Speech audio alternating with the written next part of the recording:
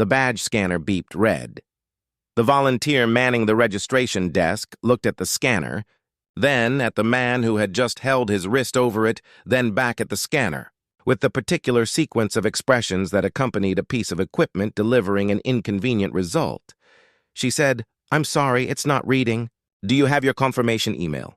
The man standing at the registration desk of the Vanguard Tech Summit was wearing a plain, dark hoodie, dark jeans, and a pair of clean white sneakers that said nothing about themselves.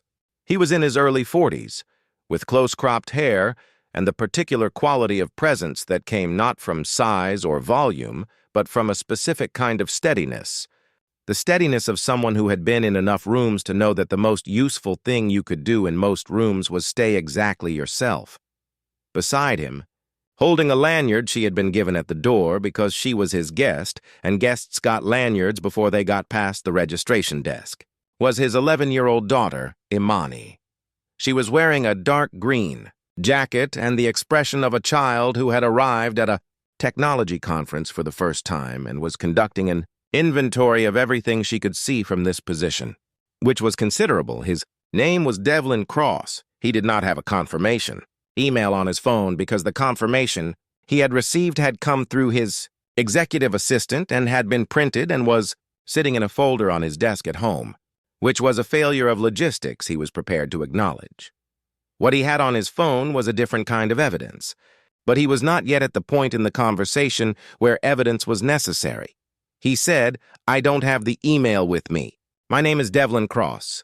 I should be registered as a keynote speaker, the volunteer, whose name was Amy, and who had been managing this registration desk for 4 hours and was operating on the specific tired efficiency of someone who had processed several hundred badges and was not expecting the next one to require additional thought. Looked at her screen. She looked at it for a moment. She said, "I'm not seeing a Devlin Cross in the speaker registry." He said, "Could you check the attendee list as well?" She checked. She looked at the screen with the focused attention of someone who wanted to find the answer and was not finding it. She said, "I'm not seeing your name on either list. Do you have a ticket confirmation?" Devlin said, "I don't have it with me. I'm the opening keynote speaker. My session starts at 9 tomorrow morning." Amy said, "I understand, but without a badge or a confirmation, I'm not able to process your entry." She said it with the genuine regret of someone who was following a protocol she had not designed and was finding it inadequate for the current situation. Our policy is very strict about unregistered attendees, especially for speaker access. She looked at Imani briefly, with the automatic reflex of someone noticing a child in an adult situation and assessing whether the child was all right. Imani was looking at the banner above the registration desk that read Vanguard Tech Summit, Building the Future, and was apparently deciding what she thought of the phrase. Devlin said, "Is there an event coordinator I can speak with?" Amy said, "Let me call someone for you." She spoke into her headset with the brevity of someone passing a situation to the next level because the current level had run out of tools. They waited. Imani came away from the banner and stood beside her father and said quietly, "What does Keynote mean?" Devlin said, "It means the first major talk, the one that sets the tone for everything else," Imani said. "And you're doing it?" He said, "Tomorrow morning." "Yes." She considered this. She said, "But they don't know that." He said, "They seem to be having trouble finding the record of it." She looked at the registration desk with the expression of a child running a diagnostic on a situation. She said, "That seems like a significant mistake." He said, "It does." She said, "On their part?" He said, "Yes." She nodded. She had allocated the responsibility correctly and moved on.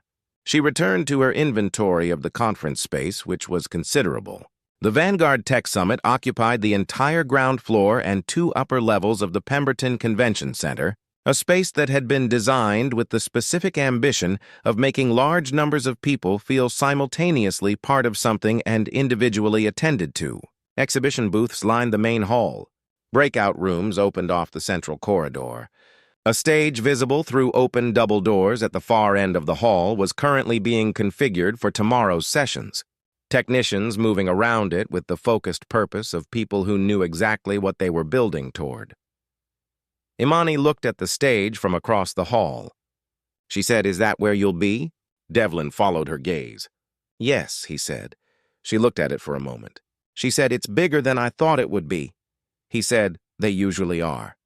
She said, "Are you nervous?" He thought about it honestly.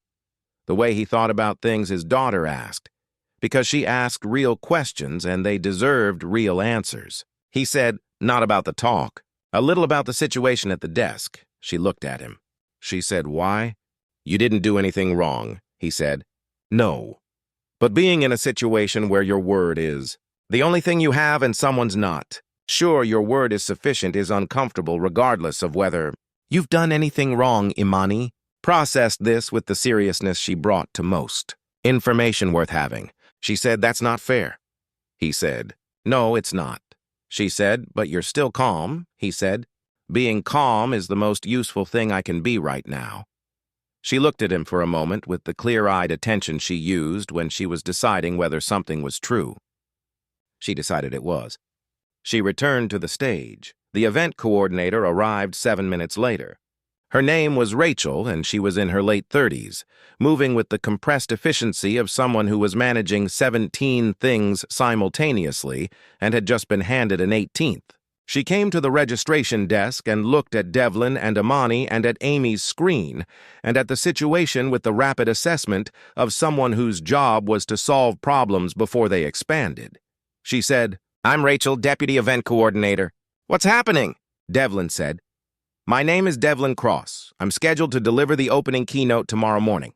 I don't have my confirmation with me and my badge isn't reading," Rachel said. Devlin Cross. She said the name the way people said names they were cross-referencing internally, checking it against something they might have stored. She looked at Amy's screen. She looked at it with the focused attention of someone who knew how to read event management software and was applying that knowledge. Then she looked up. She said, "I'm showing a Devlin C on the keynote slot."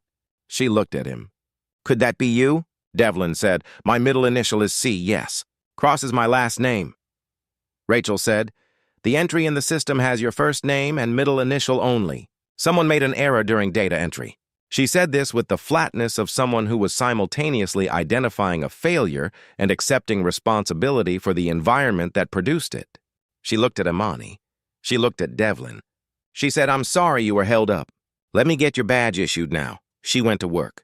Amy went back to her scanning with the relief of someone whose situation had been resolved and who was grateful for the resolution.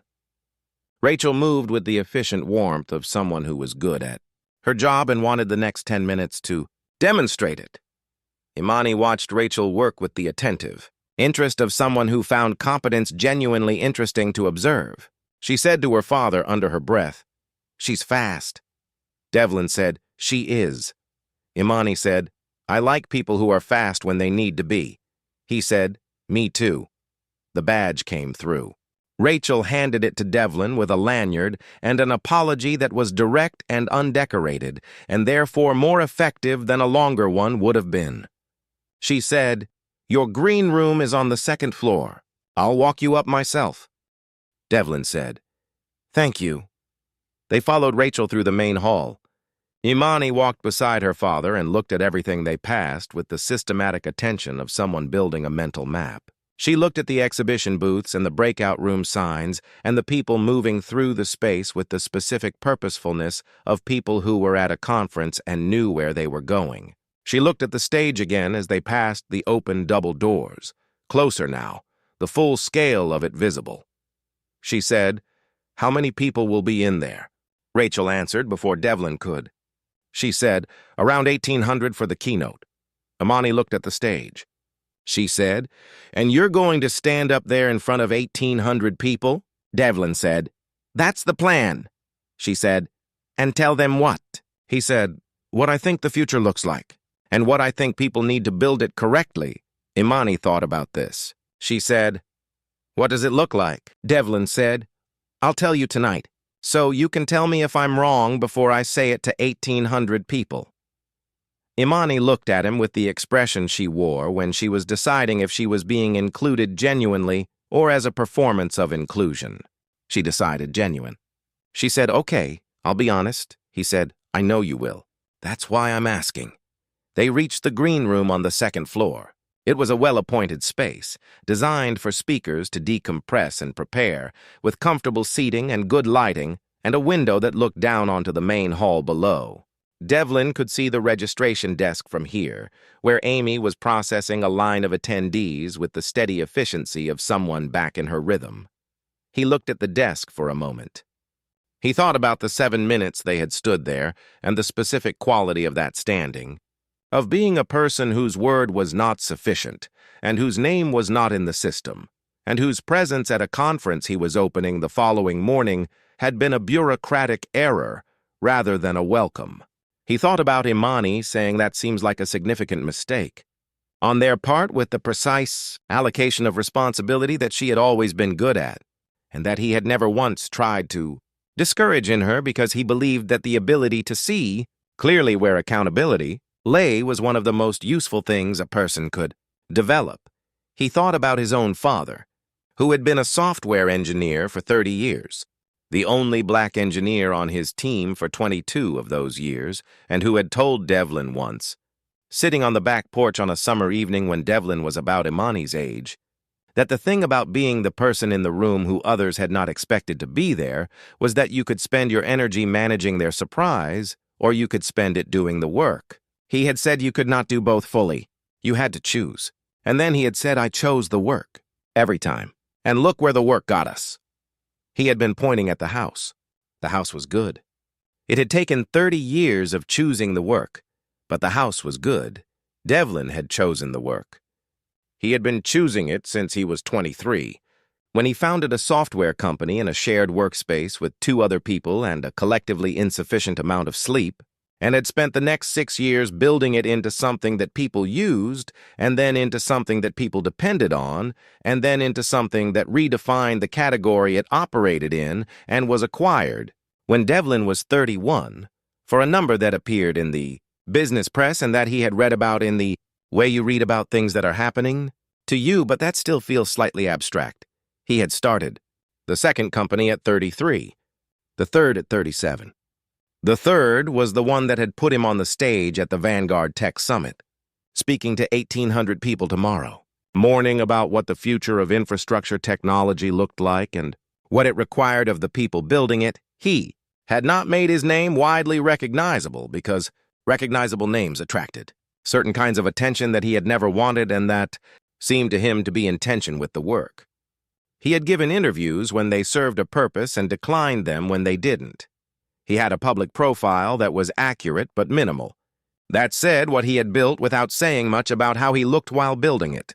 This approach had consequences that he accepted as part of the trade-off, including the consequence of standing at a registration desk and being told there was no record of him, and the consequence of his daughter saying that seems like a significant mistake. On their part, with the precision of someone who had been taught to see clearly, he had accepted those consequences because they were real and because pretending they did not exist was a form of dishonesty he was not willing to practice, and because the alternative, performing visibility so that rooms recognized him before he had spoken, seemed to him to be the kind of energy that could not simultaneously power the work. He sat in the green room with Imani and looked down at the main hall below and thought about tomorrow morning. About the 1,800 people who would be in the room, about the things he was going to say about the future of infrastructure technology, which were things he had been thinking about for 2 years and had been refining for 6 months, and which he believed were true and important and worth 1,800. People's attention on a Tuesday morning. Imani had found the refreshments table and was examining the options with the systematic approach she brought to most decisions. She said without turning around, "Are you thinking about your talk?" He said partly. She said, "What's the other part?" He said, "The thing that happened at the desk downstairs." She turned. She looked at him with the direct attention she used when she had something real to say and was deciding how to say it. She said, "Are you going to let it make the talk different?" He thought about that. He said, "How do you mean?" She said, "Like, are you going to be angrier up there because of what happened down here? Or sadder? Or like you need to prove something?" He looked at his daughter. He said, "No." She said, "Good. Because the talk should be about what you actually think, not about what happened at the desk." He said, "You're right." She said, "I know." She turned back to the refreshments table and selected something with the finality of a person who had made a considered decision. She said, "I want to sit in the front row tomorrow." He said, "I'll make sure you have a seat in the front row." She said, "I'm going to watch your face the whole time." "Not the slides?" He said, "Why?" She said, "Because the slides will say what you prepared. Your face will say what you actually think." Devlin Cross sat in the green room of the Vanguard Tech Summit and looked at his 11-year-old daughter and felt the specific quality of being known completely by someone who loved you without any complication around it. She was going to sit in the front row tomorrow and watch his face and know the difference between what he had prepared and what he actually thought. And she was going to remember both. And one day she was going to use the knowledge of that difference in something she built. He said, "Go easy on me." She said, "I'll be honest. That's what you asked for." He said, "I know. That's why I said go easy." She looked at him for a moment. Then she smiled. The smile she smiled when she found something genuinely funny rather than politely amusing, and went back to her refreshment. Rachel knocked and came in 20 minutes later. She sat across from Devlin with the direct attention she had shown from the beginning and said, "I want to address what happened downstairs properly. Not just with an apology." Devlin said, "I'm listening." She said, "The data entry error is being fixed immediately, and I'm implementing a secondary verification process for all speaker registrations before the event starts tomorrow. But that's the technical response." She paused. "The thing I want to address separately is the 7 minutes. Not the error. The way those 7 minutes felt." Devlin looked at her. She said, "I watched the footage. I wanted to understand what happened from the beginning, and what I saw was that you were assessed before you were heard. You came to the desk and something about how you presented was used to make a judgment before you had finished your sentence. The error in the system gave that judgment a structural support it wouldn't otherwise have had. But the judgment was there before the error became visible." She said this plainly, with the specific plainness of someone who had watched the footage and decided that honesty was more useful than management. Devlin said, "That's an accurate account."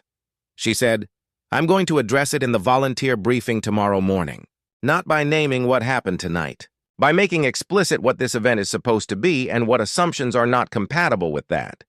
Devlin said, "What is this event supposed to be?"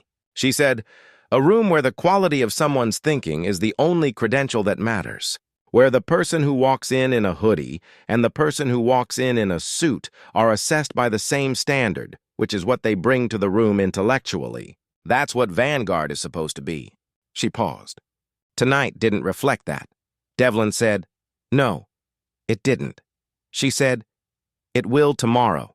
He believed her, not because the words were reassuring, but because she had watched the footage and told him what she saw in it and had not softened it into something more comfortable. And that was the action of someone who was serious about the problem rather than its management. Rachel left. Imani had been listening from the refreshments table with the attentiveness she brought to conversations worth following, which was most of them. She said, "She's good." Devlin said, "She is." Imani said, "She watched the video." He said, "Yes." Imani said, "That matters. Watching the video matters." He said, "Why?" She said, "Because it means she wanted to know what actually happened, not just what someone told her happened." Devlin looked at his daughter. He thought about choosing the work. He thought about 30 years on a back porch in a house that had been worth it. He thought about 1,800 people in the morning and a front row seat and a face that would be watched by someone who knew the difference between prepared and true. He said, "When you build things, remember that." She said, "Remember what?" He said, "That watching the video matters, going back to see what actually happened, rather than what you were told happened or what you assumed happened. That matters in every kind of building." Imani looked at him for a long moment. She said, "I'll remember." He said, "I know you will." She said, "Can we get dinner?" "I'm hungry." He said, "Yes." "We can get dinner," she said. "And then you'll tell me about the future?" He said, "And then I'll tell you about the future." She said, "And I'll tell you if you're wrong." He said, "And you'll tell me if I'm wrong." She picked up her green jacket and her lanyard and her refreshment, and they walked out of the green room and down the corridor toward the elevator, and the conference went on around them. People moving with purpose through a building full of ideas about what came next. And Devlin Cross walked through it in his plain dark hoodie and his clean white sneakers, unremarkable in the specific way that people were unremarkable when they had decided a long time ago that the work was the point, and the work did not need them to perform in advance of it. Tomorrow morning he would stand on a stage in front of 1,800 people and say what he thought the future looked like and what it required of the people building it. Tonight he was going to get dinner with his daughter and tell her about the future and find out where she thought he was wrong. He was genuinely looking forward to both. Some people made themselves visible so that rooms would recognize them before they opened their mouths. Some people did the work and let the work arrive first and trusted that the room would catch up. Devlin Cross had made his choice a long time ago. He had never once reconsidered it. And tomorrow morning, 1,800 people were going to hear exactly why. They found a restaurant 2 blocks from the convention center, a quiet place with good light and the specific warmth of somewhere that had been open long enough to know what it was. Imani chose a booth by the window and sat across from her father and opened the menu with the seriousness of someone about to make a consequential decision. She made it in approximately 90 seconds, which was fast by her standards, which meant she was ready to talk. She said, "Okay, the future." Devlin set his menu down. He said, "The future of infrastructure technology is invisible." Imani looked at him. She said, "What does that mean?" He said, "The best infrastructure is the kind you don't know is there. The road you drive on, the water that comes out of the tap, the electricity that's available when you flip the switch. You don't think about any of that until it fails. The goal is to build things so well that no one ever has to think about them. They just work." Imani thought about this. She said, "Like the ceiling in a room." Devlin looked at her. He said, "What?"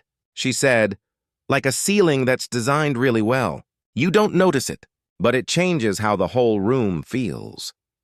He looked at his daughter across the booth table and felt the specific quality of an idea arriving from an unexpected direction and being exactly right. He said, "Yes, exactly like that." "Where did you get that?" She shrugged. She said, "I just thought of it." He said, "It's a better version of the point than the version I had." She looked at him to see if he was performing a compliment. He was not. She said, "So should you say it that way? The ceiling thing?" He said, "I think I might." She said, "I want credit." He said, "You'll get credit." She said, "In front of 1,800 people?" He said, "In front of 1,800 people." She sat with this for a moment, appearing to assess whether the offer was genuine. She decided it was. She said, "Okay, keep going. What else about the future?" He told her. He talked through the 3 main points of his keynote, not in the formal language of the prepared talk, but in the direct, undecorated language he used with his daughter, which was the best version of any language because it stripped away the performance and left only the substance. She listened without interrupting until he finished each point and then asked questions, sometimes 1 question and sometimes 2. And the questions were the kind that came from genuine engagement rather than the performance of engagement, the kind that pressed on the places where the thinking was not yet fully resolved. On the second point, she said, "But if the infrastructure is invisible, how do you make people care about building it well? If they never see it, why would they invest in making it good?" Devlin sat with the question. He said, "That's the hardest part." She said, "I know. That's why I asked it." He said, "You build a culture that cares about the thing for its own sake, where the people building the infrastructure take pride in the invisibility of it, where the best outcome is that no one notices what you made." She looked at him. She said, "That's hard to sell." He said, "It's very hard to sell." She said, "How do you do it?" He said, "You find people who already understand it, and you put them in rooms together, and you show them work that was done at that standard, and you create the conditions for the standard to be desirable rather than just correct." Imani turned this over. She said, "Like tonight." He said, "What do you mean?" She said, "Rachel." She watched the video. She didn't have to. She could have just apologized and moved on. But she went back and looked at what actually happened, and then she came and told you what she saw. That's the kind of caring about the thing for its own sake that you're talking about, right? Devlin looked at his daughter across the booth table in the quiet restaurant with the good light. He said, "Yes, that's exactly right." She said, "So it exists." People who do that exist. He said they do. She said then the talk should say that. Not just that we need them, that they already exist and we just have to find them and put them in rooms together. Devlin. Cross sat with his 11-year-old daughter on a Tuesday evening in a restaurant 2 blocks from the Vanguard Tech Summit and understood that his keynote had just been improved by someone who had been inside a convention center for less than 2 hours and had never attended a technology conference before in her life. He said, "I'm going to need more than the front row seat," she said. "What do you mean?" He said, "I might need you to come up on stage." She looked at him with the expression of someone assessing whether they were being teased.